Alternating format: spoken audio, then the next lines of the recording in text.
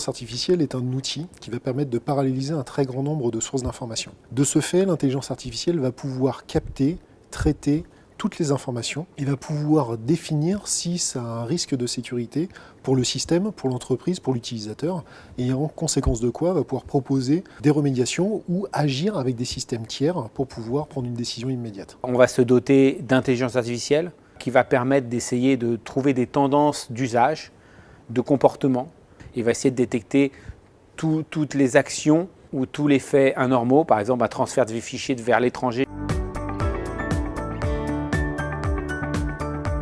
C'est d'apporter une visualisation en temps réel des menaces, c'est d'être capable de corréler un certain nombre d'informations que l'humain aujourd'hui n'est plus capable de corréler. On imagine bien que corréler une dizaine d'informations pour attirer un résultat devient de plus en plus complexe et l'IA intervient dans ce cadre-là.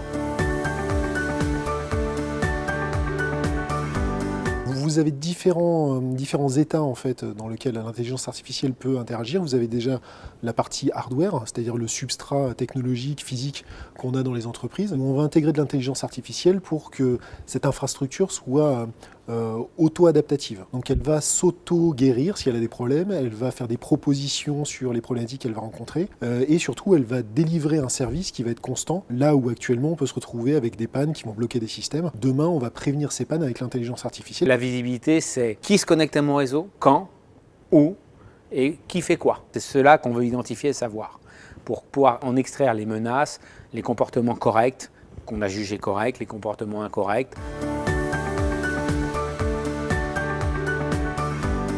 Sur le hardware, c'est intégré dans les châssis ou les switches qui sont proposés directement.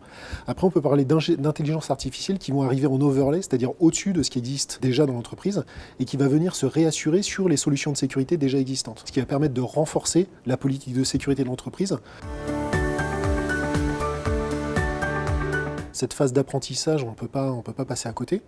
On essaye de l'automatiser, de la rendre beaucoup plus rapide en mutualisant les expériences de plusieurs clients, en anonymisant bien sûr les informations, mais en mutualisant les cas de figure dans lesquels les intelligences artificielles se sont trouvées pour pouvoir systématiser des réponses. Par exemple, un transfert de fichiers vers l'étranger, je ne le faisais jamais. Là, on détecte que mon poste le fait, ou moi. À partir de là, le système va le détecter. Bruno ne fait jamais n'envoie jamais autant de données, un email à 23 h, il le fait aujourd'hui, le système va pouvoir remonter ça, et à partir de là, soit on a appris au système de bloquer ce genre de choses-là, soit un humain, une équipe, va prendre en main cette détection et va agir.